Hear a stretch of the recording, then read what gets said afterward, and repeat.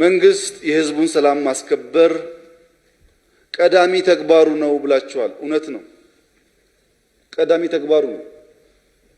ህዝብም የመረጠውን መንግስት የማድመጥና የማገዝ ቀዳሚ ተግባሩ ነው። መንግስት ፖሊሲ ሲቀርጽ፣ መረጃ ሲሰጥ፣ ሐሳብ ሲሰጥ ሁሉም የሚያደምጥና የሚከተል ከሆነ ብዙ ነገር ልናስቀር እንችላለን። አሁን አድማጭ የለም፣ ሁሉ አቅጣጫ ጠቋሚ ብቻ ነው። ባለው ውስን መረጃ ላይ ባለው ውስን ዕውቀት ላይ ቆሞ በዚህ መንገድ መሆን አለበት የሚል ብቻ ነው የበዛው። ይህ ወደፊትም የበለጠ ኪሳራ እንድናስተናግድ ያደርገናል። አንደኛ ሽብርን መገንዘብ ያስፈልጋል።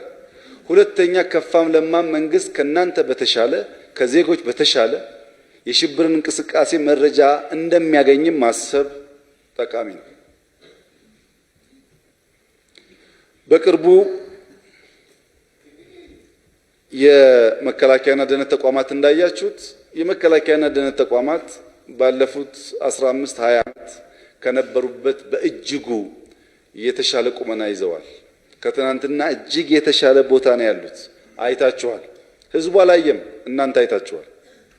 ለምንድነው ቅድሚያ ሰጥተን ሎ ኢንፎርስመንት ኤጀንሲስን ማጠናከር ለተቋም ያስፈልገው ያላችሁ እንደሆነ የሽብር ኃይሎች በተቀናጀ መንገድ ኢትዮጵያን ለማፍረስ ያላቸው መሻት ፍላጎት ስለምናቅ ነው።